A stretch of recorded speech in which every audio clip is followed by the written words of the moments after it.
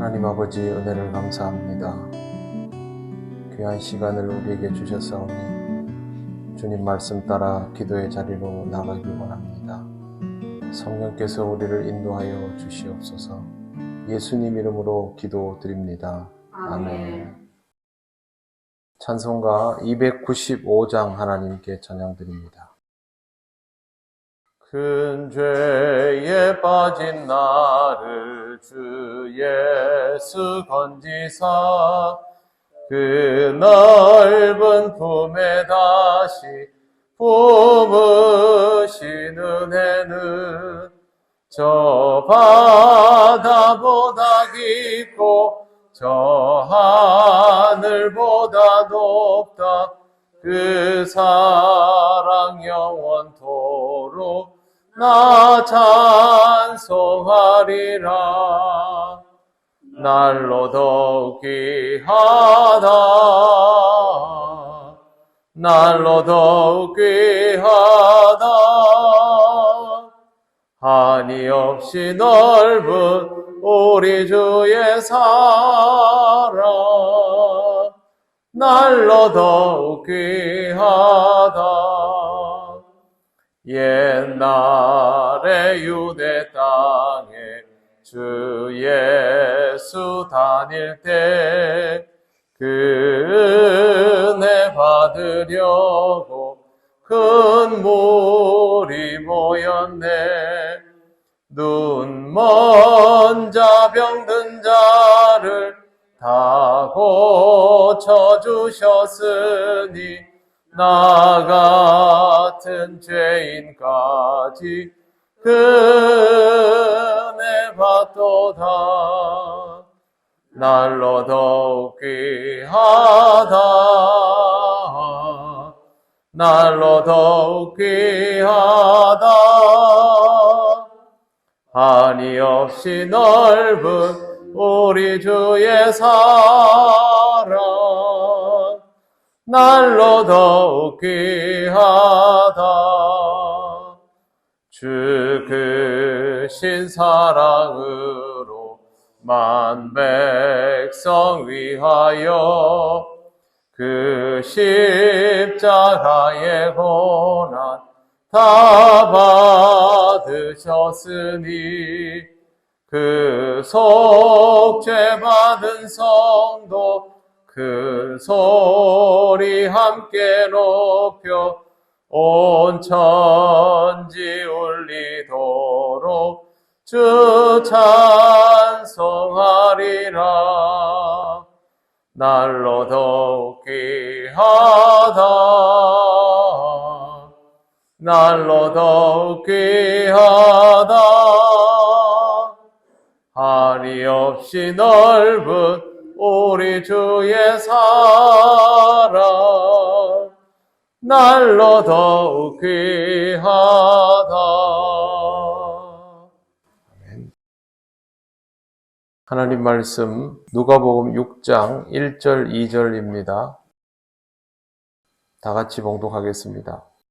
안식일에 예수께서 밀밭 사이로 지나가실새 제자들이 이삭을 잘라 손으로 비비어 먹으니 어떤 바리새인들이 말하되 어찌하여 안식일에 하지 못할 일을 하느냐. 아멘. 안식일은 유대인에게는 절대적인 날입니다.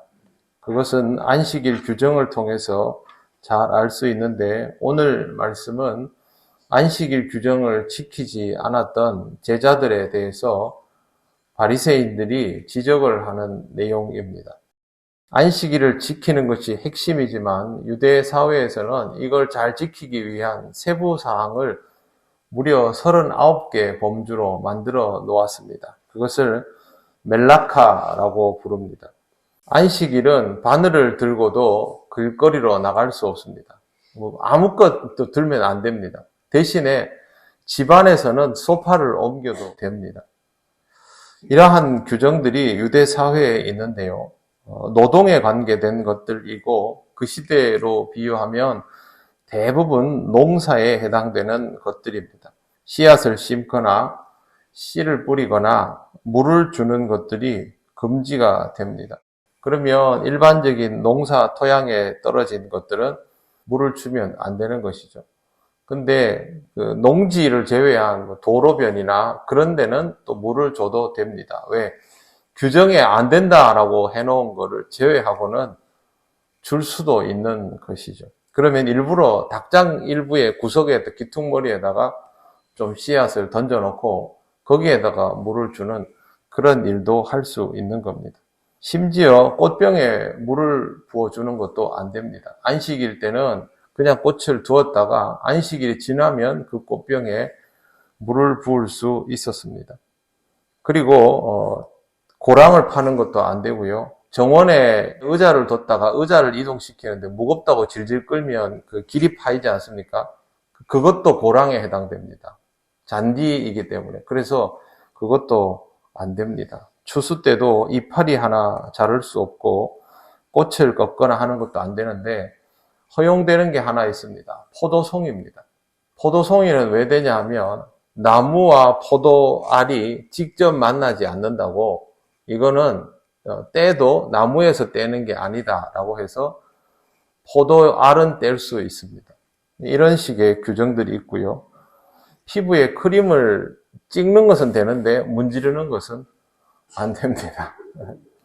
지금 그렇게 규정되어 있는 내용입니다. 그리고 자동차에 시동을 걸 수 없습니다. 왜 그러냐면 불을 사용할 수 없지 않습니까? 이 사람들은 안식일에 불을 사용하지 못하니까 보통 그 열을 유지할 수 있는 그릇들을 사용합니다. 그래서 안식일 되기 전에 음식을 조리해 놓고 그 열이 보존될 수 있는 그릇에다가 두는 방식으로 그렇게 사용을 하는데, 자동차도 시동을 걸면 스파크가 일어나니까 그게 불이지 않습니까?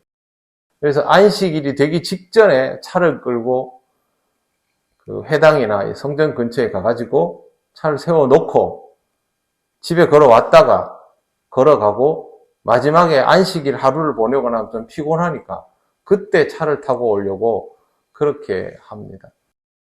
별의별 내용들이 다 있고 놀라운 건 유대인들이 지금도 이걸 지키며 살아가고 있다는 것이죠. 제가 이 말씀을 드리는 이유는 이것 하나 때문입니다. 하나님께서 이렇게 시키셨나 하는 겁니다.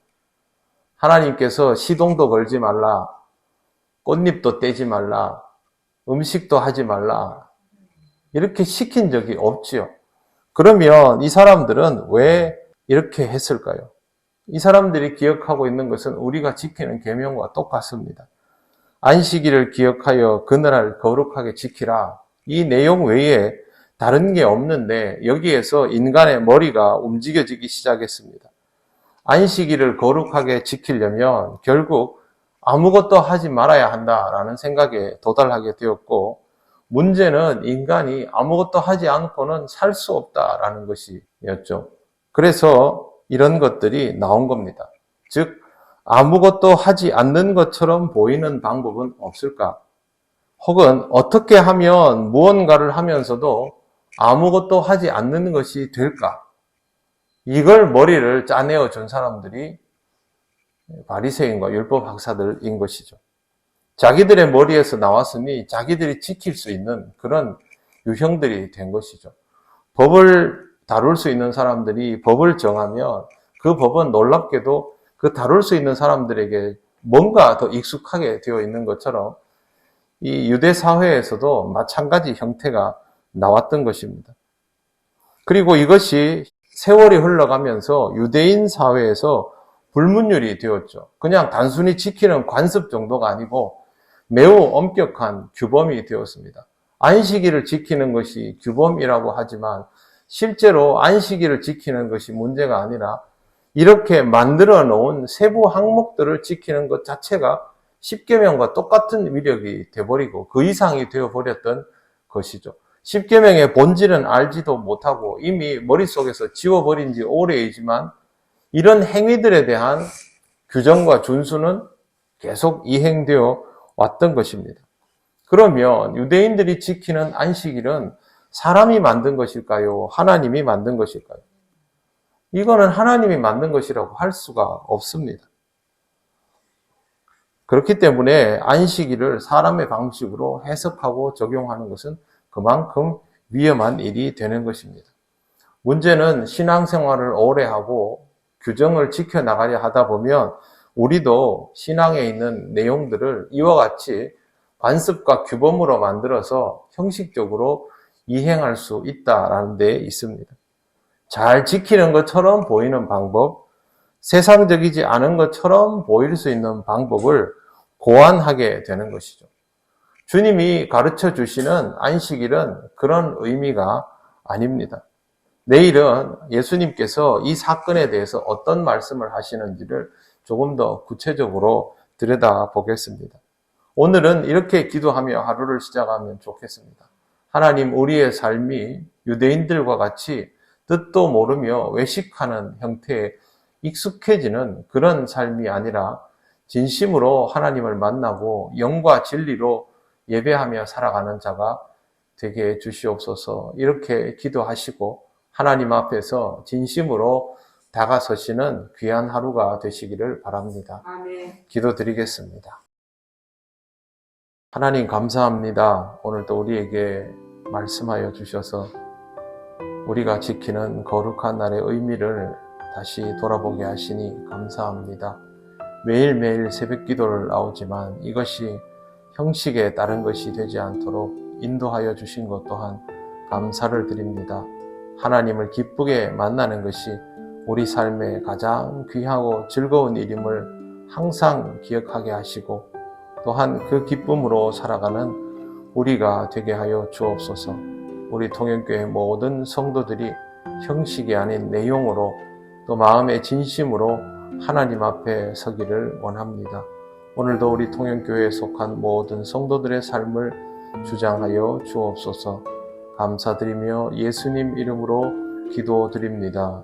아멘. 하늘에 계신 우리 아버지, 아버지의 이름을 거룩하게 하시며 아버지의 나라가 오게 하시며 아버지의 뜻이 하늘에서와 같이 땅에서도 이루어지게 하소서. 오늘 우리에게 일용할 양식을 주시고 우리가 우리에게 잘못한 사람을 용서하여 준 것 같이 우리 죄를 용서하여 주시고 우리를 시험에 빠지지 않게 하시고 악에서 구하소서. 나라와 권능과 영광이 영원히 아버지의 것입니다. 아멘.